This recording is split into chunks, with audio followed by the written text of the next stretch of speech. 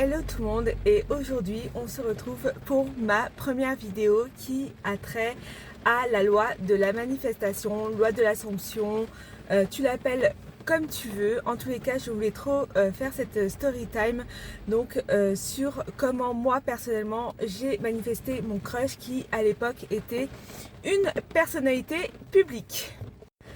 Alors si tu ne me connais pas, donc moi je m'appelle Charlotte, j'aime bien faire des vidéos sur TikTok et sur YouTube, donc n'hésite pas à t'abonner, voilà, pour plus de contenu, sachant que je pense que ce ne sera pas ma seule storytime manifestation que je ferai. Alors, je ne vais pas revenir déjà sur ce qu'est la loi de la manifestation, loi de l'Assomption, etc. C'est pas l'objet de la vidéo. Mais sache que ça fait à peu près, je dirais, 10 ans que, j'adore, que je suis tombée un petit peu dans la soupe si tu veux, et que je lis des bouquins, que je regarde des vidéos sur la loi de l'Assomption, manifestation, loi de l'attraction. D'ailleurs, j'avais commencé par la loi de l'attraction. Voilà, comme tout le monde, je pense qu'on a tous commencé par la loi de l'attraction. Et voilà, je crois en tous les cas aujourd'hui à la loi de la manifestation, c'est-à-dire que nos pensées créent la matière, créent notre réalité. Et donc, pose-toi bien parce que dans cette vidéo que je fais, enfin ça fait des semaines que je dois la faire, que je dois me poser là, j'ai à peu près 30 minutes pour la faire, mais je vais essayer de la faire courte, mais je vais te raconter comment j'ai manifesté mon crush qui à l'époque était une personnalité publique. Alors tout d'abord, ce qu'il faut savoir, c'est que à l'époque, donc je ne connaissais pas, absolument pas ce que c'était la loi de la manifestation, sauf que j'ai toujours eu ce truc en moi, je sais pas comment vous l'expliquer, enfin si je vais pouvoir vous l'expliquer, j'ai toujours eu, si vous voulez, ce petit truc en moi. Voilà, cette foi en fait, cette foi en la vie, etc. Cette foi en la vie, cet optimisme en fait, je pense, et que en fait, quand on y croyait, en fait, on pouvait réaliser beaucoup de choses. Donc, sans le faire exprès, à l'époque, c'est avec le recul maintenant que je me rends compte, mais à l'époque, j'ai manifesté donc mon crush personnalité publique, sans le savoir en fait, sans faire exprès. Voilà, donc c'est ça qui est trop marrant et je voulais absolument faire cette story time parce que je suis ton signe que tu peux manifester tout ce que tu veux et que tu peux manifester très facilement ton crush, que ce soit une personnalité publique ou pas. Je suis sûre que cette vidéo t'aidera. On va se remettre dans le contexte. Donc voilà, donc je vais vraiment passer un petit peu de temps sur cette vidéo, mais en fait c'est vraiment pour vous expliquer le contexte et comment ça s'est passé. Et à la fin de la vidéo, je vous donnerai 2-3 petits conseils sur si vous avez un crush, comment vous pouvez le manifester, faire qu'il apparaisse dans votre réalité, mais surtout qu'il crush aussi sur vous, hein, c'est le but. Donc à l'époque, je devais avoir 15-16 ans. Et en fait, je traversais une période difficile. Bon, il y avait aussi des choses positives dans ma vie. Voilà, il y avait des choses très positives. Je réussissais bien à l'école, j'avais des copines super sympas. Mais c'est vrai que je traversais une période, on va dire, un peu difficile. Bon, j'étais dans l'adolescence et bref, j'avais vécu vraiment un truc vraiment pas cool à l'époque et je me rends compte que ça aurait pu vraiment me traumatiser.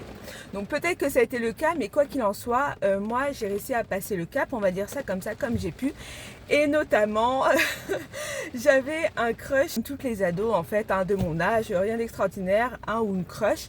Voilà, c'est-à-dire que il s'agissait à l'époque donc d'un chanteur, donc très très très connu, mais vraiment très connu. Alors, je vais pas vous donner son nom et je vais vous expliquer pourquoi par la suite, mais c'était vraiment quelqu'un de très très connu en fait. C'était quelqu'un qu'on voyait, c'était vraiment quelqu'un de très très connu. Je le voyais souvent à la télé. Dès que donc c'était un chanteur, dès que je voyais son clip, mais enfin voilà, je fantasmais, etc. Mais comme une ado fantasme, voilà, sur son chanteur préféré. Je sais pas, moi, ça peut être, je pense que vous imaginez très bien de quoi je veux parler. J'étais jeune et voilà, quand je le voyais à la télé.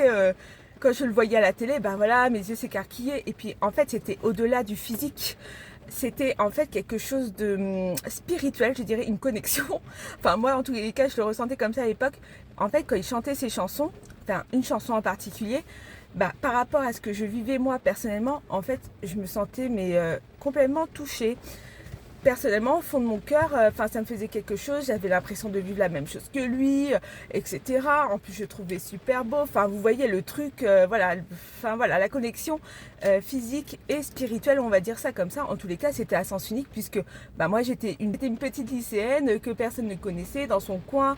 Voilà, j'avais une vie tout à fait classique, normale. C'est ça ce qu'il y a de plus fou quand je vais vous raconter l'histoire, c'est que vraiment il n'y a aucune logique en fait dans la manifestation. Le soir en fait, bon bah j'écoutais ses musiques, je le regardais à la télé. En fait, je sais pas si vous vous souvenez, mais le matin il y avait les clips sur M6, je regardais les clips, je le voyais.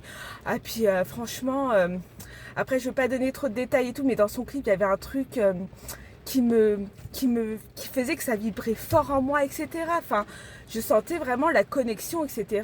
Et voilà, donc tout ça se passait donc le soir avant de m'endormir, je me couchais tard, je regardais ces clips, et le matin quand je me réveillais.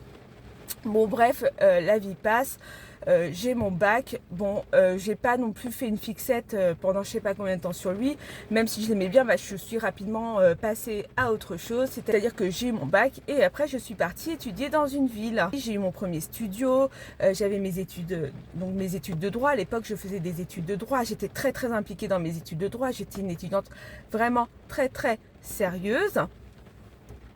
Donc voilà, la vie suit son cours si vous voulez. Et puis bah en fait, je fais pas trop attention. J'avais mon petit copain de l'époque, il était fou amoureux de moi. Enfin voilà, je passe à autre chose très rapidement en fait. Et puis moi, je suis quand même un vrai cœur d'artichaut. J'étais plus focus en fait sur mes études de droit, etc. Donc vint l'été, le premier été de mes études de droit. Et il fallait absolument que je travaille. En fait, pour moi, c'était vraiment super méga vital, enfin presque vital, que je travaille, on va dire, pour financer mes études, etc. Tu m'aurais dit, enfin je sais pas, va ramasser les crottes de cheval. Franchement, vraiment, je l'aurais fait, hein, tellement en fait j'avais besoin d'argent. Surtout qu'à l'époque, j'étais fumeuse. Alors même si le paquet de cigarettes n'était pas au même prix qu'aujourd'hui, voilà, c'était quand même un petit budget. Donc voilà, il fallait que j'achète mes cigarettes à l'époque. Bref, donc il me fallait vraiment un emploi. J'ai trop de chance, etc. Je trouve un emploi pour travailler sur un événement, on va dire ça comme ça, en tant que serveuse. Pour faire des frites en fait. C'était même pas serveuse en fait, c'était pour faire des frites. En fait la journée ce que je faisais, je travaillais pour une boîte d'événementiel, pour un gros événement.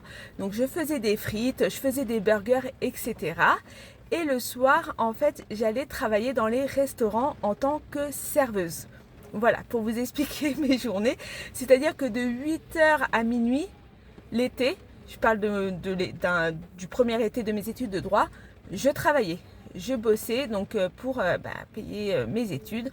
Donc à l'époque, pour vous expliquer le contexte, je vais dire que je suis une grosse vantarde, mais franchement, je me trouvais vraiment super belle en fait. C'est vrai que je me trouvais super belle, j'avais super confiance en moi.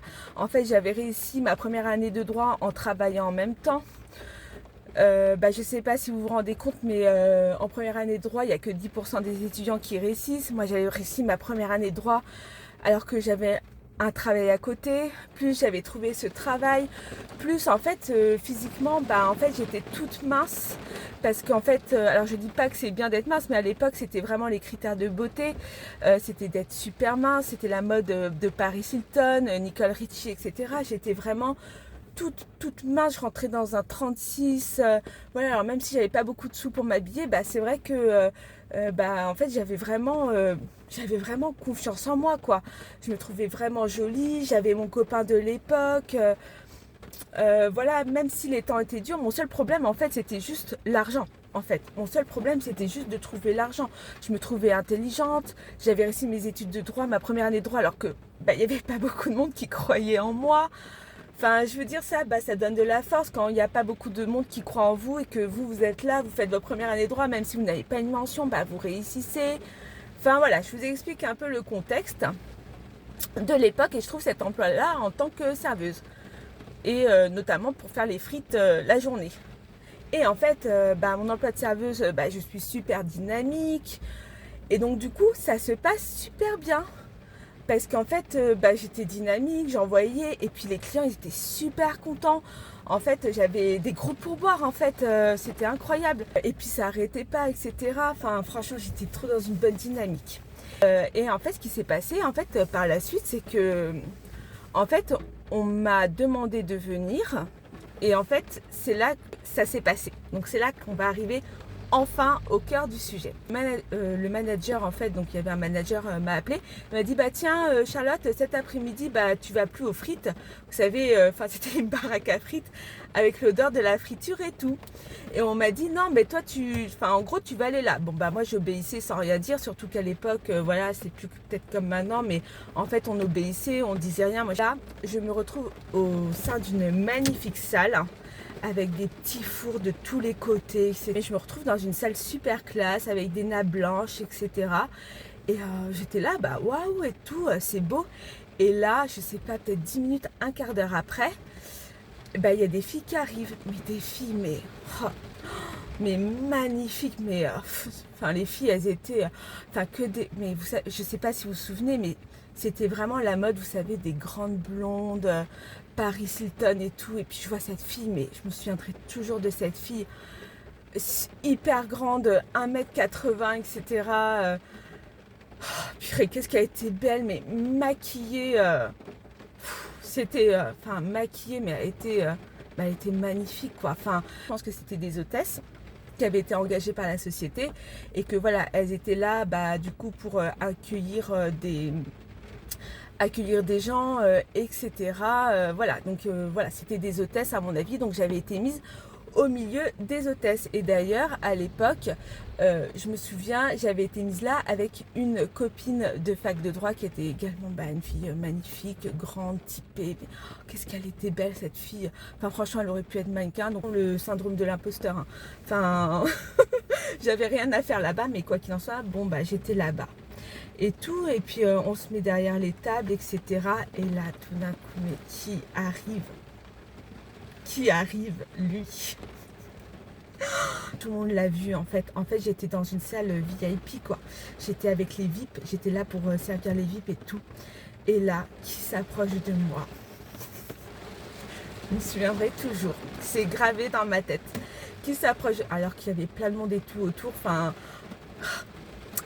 Je sais pas, son regard. Alors, il était accompagné d'un homme et d'une femme.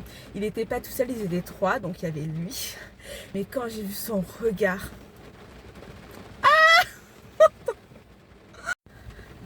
quand j'ai vu son regard, je me suis vraiment rappelé la fan que j'étais et c'était incroyable. L'air mystérieux, etc. Le regard, mais tout y était. Franchement, tout y était. Ils sont approchés de moi. Donc le gars avec les lunettes, il a enlevé les lunettes et ils ont commencé à me brancher. Je sais pas si vous vous rendez compte, mais franchement, je me sentais plus. En plus, c'est super beau. Mais par contre, en fait, ce que j'ai remarqué, et ça m'a refroidi, c'est que en fait, c'était beaucoup plus vieux que moi. Surtout qu'à l'époque, moi j'étais jeune en fait. Quand je suis partie de la maison, donc pour faire mes études de droit, j'étais même pas majeure en fait, j'avais pas encore 18 ans. Et du coup, en fait, ça m'a refroidi. Alors, il commence à me parler. Il commence à me dire ouais, je fais un concert ce soir. Ouais, ça t'intéresse, tu viendras au concert et tout, nana. Et moi, en fait, ça m'a complètement bloquée. J'ai pas réagi de la manière dont il fallait que je réagisse parce qu'en fait je les ai envoyés chier, j'ai dit que non, ça m'intéressait pas. En fait j'étais en couple avec mon copain de l'époque et voilà, en plus il travaillait avec moi mais sur un autre stand, etc., que je m'imaginais pas du tout me libérer pour aller à son concert. Et reste pas du tout. Alors vous allez me dire ouais ça se trouve il n'y avait pas d'arrière-pensée et tout. Je saurais jamais. Pas envie de savoir, quoi qu'il en soit, c'était vraiment... je vous raconte vraiment cette histoire pour vous dire que en fait, même sur des trucs complètement irrationnels, que ce soit manifester une personnalité publique ou quoi que ce soit, du tout de rationnel, c'est juste que en fait, il suffit qu'elles finissent toujours par arriver. Mais comme quoi, si à 15-16 ans on m'avait dit ouais tu vas le rencontrer pour de vrai, etc., j'aurais vraiment pas cru du tout. Et je pense que c'est vraiment la chose à retenir dans cette story time. Après en fait j'avais les jambes qui claquaient. Enfin bref, une fois que mon service a été fini, je suis allée fumer une cigarette, je me suis assise et puis je me suis dit ouais, il est temps de retrouver mon copain quoi, enfin parce qu'il travaillait donc à l'autre stand et je me suis dit mais purée Charlotte, tu te rends compte quand même ce qui s'est passé, que cette story time est liée à beaucoup d'autres choses. Voilà, je sais pourquoi il est apparu dans ma réalité, etc. Enfin, avec le recul, je comprends pourquoi en fait c'est arrivé parce que j'avais un autre désir secret, un désir encore sous-jacent. Je me rends compte avec le recul qu'en fait c'était quelque chose d'autre que j'essayais de manifester inconsciemment. Mais quoi qu'il en soit, c'est pour vous dire qu'en fait dans la vie, tout peut arriver, qu'il faut vraiment croire en votre potentiel de manifestation puisque nous avons tous cette capacité qui est de manifester. Voilà, si moi je l'ai fait, ça veut dire que tout le monde est capable. Et maintenant je vais vous dire pour moi ce qui a joué, en fait, qui a pu peser dans la balance. Donc déjà, même si ado j'étais quand même focus un petit peu sur lui, on va dire c'était mon crush, voilà, j'étais pas focus sur lui. Si je peux me permettre de te donner un conseil, je te déconseille d'être focus sur ton crush, mais au contraire je te conseille d'être focus sur complètement autre chose. Ben, moi à l'époque c'était l'argent en fait, très clairement. Je pense que le fait de vouloir autre chose a fait que ma manifestation est arrivée. C'est-à-dire que je n'étais pas du tout dans le contrôle. J'ai laissé les choses arriver même si c'était complètement inconscient. En fait, j'étais pas là en train de penser à cette personne-là tous les jours. J'étais pas là obsédée par cette personne-là. En fait, je faisais vraiment ma vie. Pour moi, l'essentiel c'était de bien réussir mes études de droit. C'était de gagner des sous, voilà, de pouvoir m'acheter mes cigarettes, etc. Donc j'étais pas du tout focus sur lui. Deuxième conseil que je voudrais donner, c'est de te donner à toi de l'importance en fait, hein, de prendre confiance bien en toi en fait. Ça, je pense que c'est vraiment le point numéro 2 qui est vraiment très important. C'est vraiment d'avoir vraiment une grosse confiance en toi, de travailler ta confiance en toi avant de vouloir manifester ta personne spécifique, et ce quelle qu'elle soit. C'est vraiment toi de te chouchouter, toi de te dorloter, toi de t'apporter toi de t'apporter ce que tu veux dans ta vie et de ne pas laisser l'autre t'apporter ce que toi tu auras envie qu'il t'apporte. Donc voilà, ce serait mon deuxième conseil. Et enfin, je te donnerai comme conseil de ne pas vouloir contrôler les choses, de ne pas vouloir provoquer des situations, parce que tu vois, moi je suis passée du stade petite étudiante voilà, en fac de droit à la nana au milieu au milieu d'un cercle VIP, etc., avec des filles magnifiques, etc. Et j'ai rien du tout contrôlé. Voilà, les manifestations, quoi qu'elle en soit, à partir du moment où tu as ton désir, ta manifestation, elle est obligée elle ne peut qu'arriver. En fait, c'est pas possible que ça n'arrive pas. En fait, c'est qu'une question de temps. Et comme on le sait, le temps, c'est une illusion. Donc voilà.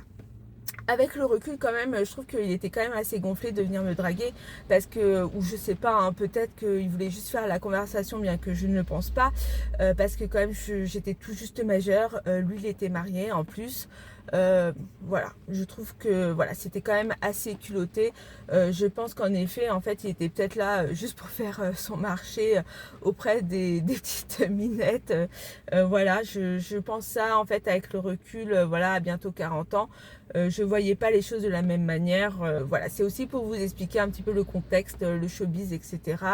Tout ce qui brille n'est pas d'or. Je vais vous laisser parce que j'ai pas mal de choses à faire. Si vous avez des questions, n'hésitez pas à me les laisser dans les commentaires. Je ferai peut-être d'autres vidéos de manifestation puisque j'ai manifesté tellement de choses consciemment. Donc sur ce, je vais vous laisser parce que j'ai encore pas mal de choses à faire. J'étais trop contente de faire cette vidéo. J'espère que ça vous aura plu. Si vous avez des questions, n'hésitez pas à me les laisser dans les commentaires.